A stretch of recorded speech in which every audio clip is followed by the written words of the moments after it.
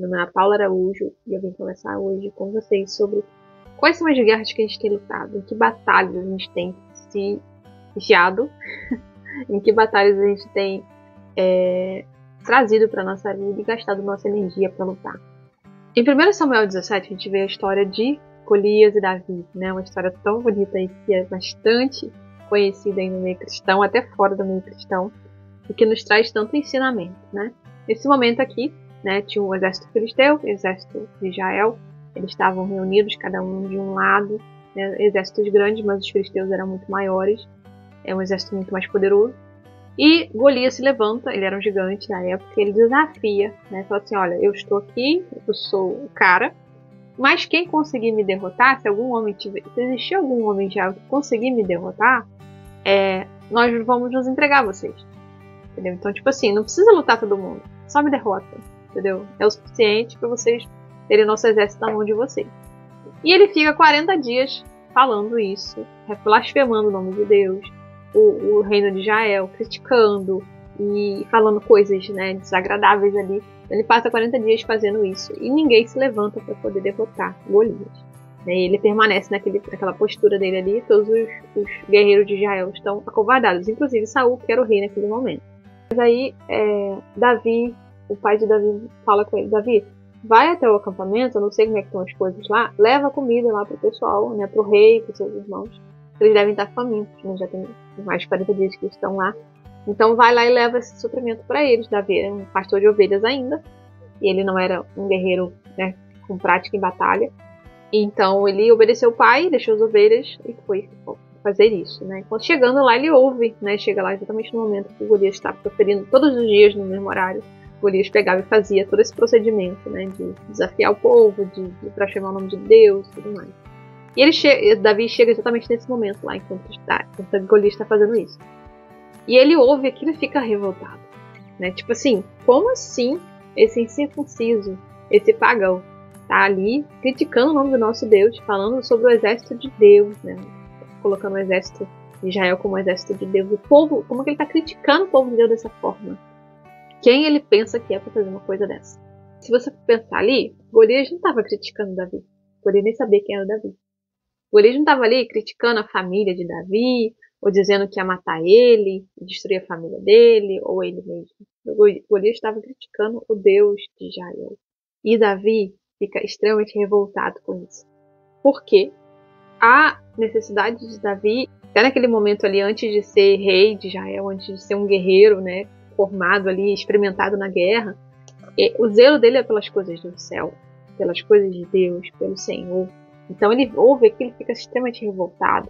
Tipo assim, como esse cara tá falando esse tipo de coisa? Como que ninguém enfrentou ele ainda? É um absurdo. E diante disso, né, tem o desenrolar da história ali e tudo mais. Ele fala, não, eu vou lá, eu vou lutar. Ele era um garoto ainda, né, não devia ter nem 20 anos. Era um pastor de ovelhas, não tinha experiência em batalha. E ele fala, não, eu vou. E Saul oferece a armadura dele. Fala, então vai com a minha armadura, né? Que você vai, pelo menos, se proteger ali, né? Mesmo Saul não querendo que ele fosse, mas não tinha ninguém, né? Então, tipo assim, pelo menos alguma coisa, né? Deixa ele ir, ele quer. Então ele pega, tenta colocar a armadura, não consegue, porque não tinha experiência com batalha, com uso de armadura, de nada. Então ele tira tudo aquilo e fala assim, eu não vou usar isso, não serve pra mim. Ele pega a funda dele, que era tipo um estilingue, né? Que existe lá em Israel.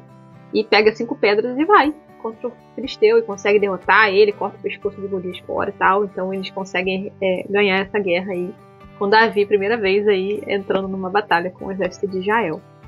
Então o foco disso aqui é o anseio de Davi é pelas coisas do céu, né? Ele lutou pelo Senhor, ele não precisava lutar aquela guerra. A gente não vê nenhum ponto da palavra Deus falando assim, Davi, vai lá e mata Golias, que você vai conseguir. Vai lá, que eu tô com você. Não, ele simplesmente ouviu. Ele sabia que estava errado, né? Uma pessoa de outro povo, mesmo se fosse do próprio povo, criticar Deus, falar, blasfemar o nome de Deus. Ele sabia que estava errado. Ele falou assim, não, eu vou lá. Entendeu? Eu sei que Deus está comigo, ele vai me ajudar. O Deus de Israel está lutando em meu favor. Então vai dar tudo certo. E deu tudo certo. Essa história é conhecida até hoje, né? De forma maravilhosa. Não tem tido dúvida da veracidade dela, mas enfim, fica com a fé de cada um e a perspectiva de cada um. Mas eu creio, né, na veracidade dela. E fica o ensinamento pra gente. Enquanto a gente está tentando nos defender, defender o nosso nome, a nossa família, a nossa honra, tentando fazer com que ninguém ofenda, ninguém humilhe a gente, ou tentando defender, né, a nossa integridade, com que as pessoas não critiquem a gente, não nos humilhem, porque a gente, né, quem as pessoas pensam que são para falar assim com a gente, né? A gente se acha muita coisa. Enquanto a gente estiver gastando energia tentando lutar as nossas guerras, a gente vai fracassar. A gente não vê Davi lutando guerras próprias, são guerras do Senhor, né? Sendo obediente ali à palavra de Deus, sendo obediente às instruções do Senhor.